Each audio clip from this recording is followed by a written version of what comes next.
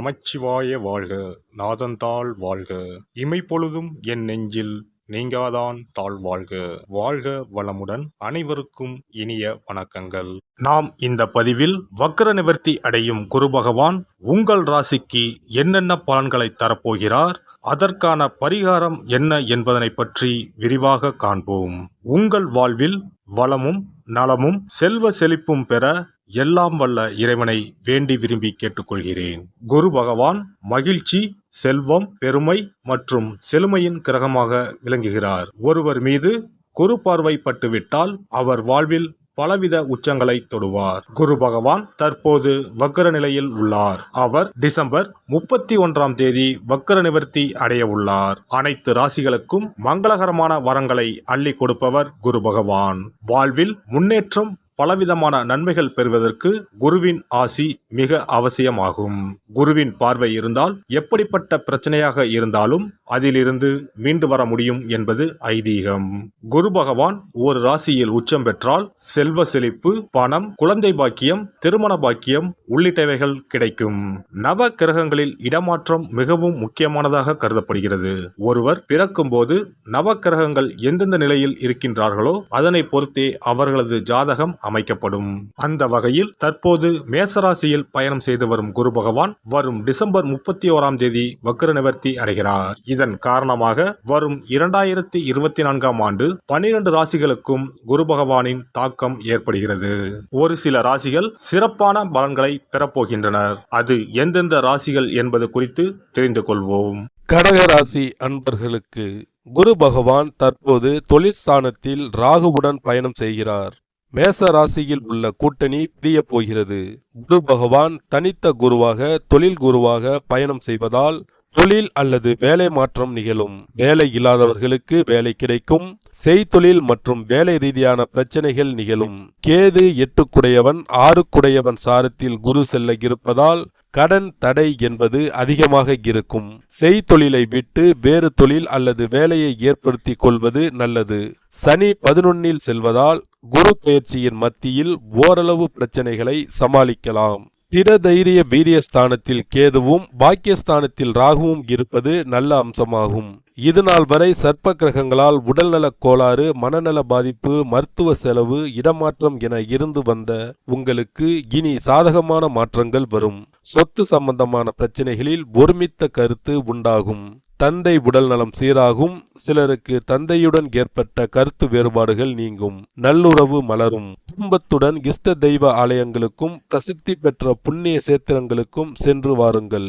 அதனால் மன நிறைவும் மகிழ்ச்சியும் ஏற்படும். குரு பார்வை காரணமாக நீண்ட நாட்களாக எதிர்பார்த்து கொண்டிருந்த பெரிய தொகை கைக்கு வரும். திட்டமிட்ட காரியத்தில் எதிர்பார்த்த வெற்றி கிடைக்கும். இளைய சகோதரி வழியில் ஒத்துழைப்புகள் ஏற்படும். மறைமுக திறமைகளை வெளிப்படுத்தி பாராட்டுகளை பெறுவீர்கள். செயல்பாடுகளில் துரிதமும் வேகமும் அதிகரிக்கும். பொழிவில் சிறு சிறு மாற்றங்களை செய்வீர்கள். எதிர்காலம் தொடர்பான சிந்தனைகள் அதிகரிக்கும். செயல்களின் தன்மைகளை அறிந்து திட்டமிட்டு செயல்படுவீர்கள். குலதெய்வ வழிபாடுகளை நிறைவேற்றுவீர்கள். கலை சார்ந்த செயல்பாடுகளில் ஆர்வம் அதிகரிக்கும். நுணுக்கமான விஷயங்களை எளிதில் புரிந்து கொள்வீர்கள். பொருளாதாரத்தை மேம்படுத்துவது தொடர்பான சிந்தனைகள் அதிகரிக்கும். பூர்வீக சொத்துக்களால் நன்மை உண்டாகும். புதிய வாகனம் வாங்குவது தொடர்பான முயற்சிகள் கைகூடும். உடல் ஆரோக்கியத்தில் இருந்து வந்த இன்னல்கள் நீங்கி புத்துணர்ச்சி அடைவீர்கள். மனதில் எதையும் செய்து முடிக்க முடியும் என்ற தன்னம்பிக்கையும் தைரியமும் அதிகரிக்கும். விடாப்பிடியாக செயல்பட்டு எண்ணிய செயல்களை நிறைவேற்றிக் கொள்வீர்கள். குழந்தைகள் வழியில் மகிழ்ச்சியான சூழ்நிலைகள் காணப்படும். திருமணமான தம்பதிகளுக்கு மகிழ்ச்சியான செய்திகள் கிடைக்கும்.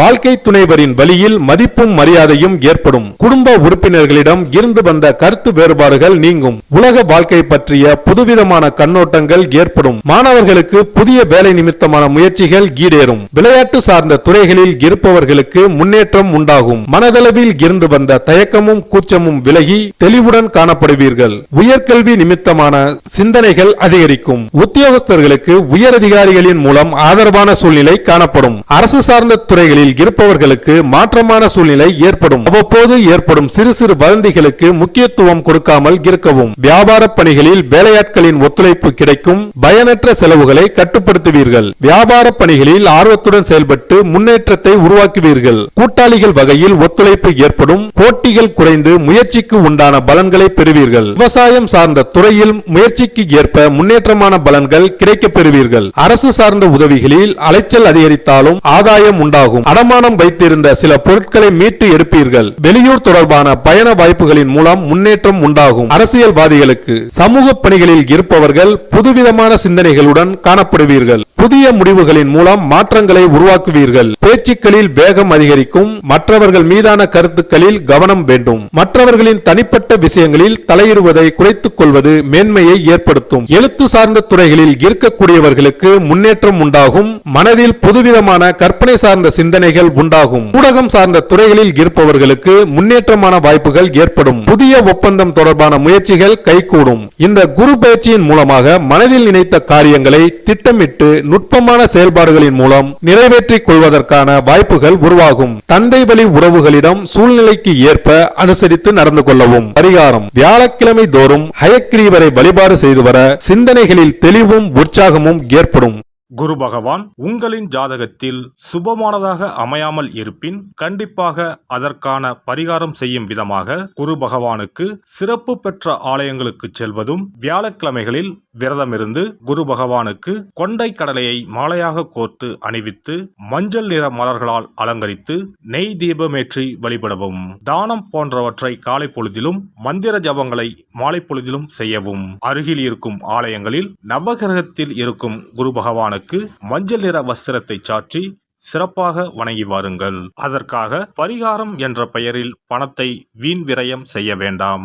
அதற்கு பதிலாக இறைவனை வழிபடுவதோடு ஆலயங்களுக்கு தேவையான நெய், நல்லெண்ணெய், பன்னீர், சந்தனம், பால், தயிர் மற்றும் மலர் மாலைகள், பூக்கள் என இறைவனுக்கு உகந்த கோவிலுக்கு தேவையான பொருட்களை உங்கள் சக்திக்கு ஏற்றவாறு வழங்கி கோயில் கைகாரியம் செய்யுங்கள். தமிழ்நாட்டில் குரு பரிகார தலங்களாக பல இடங்கள் உள்ளன.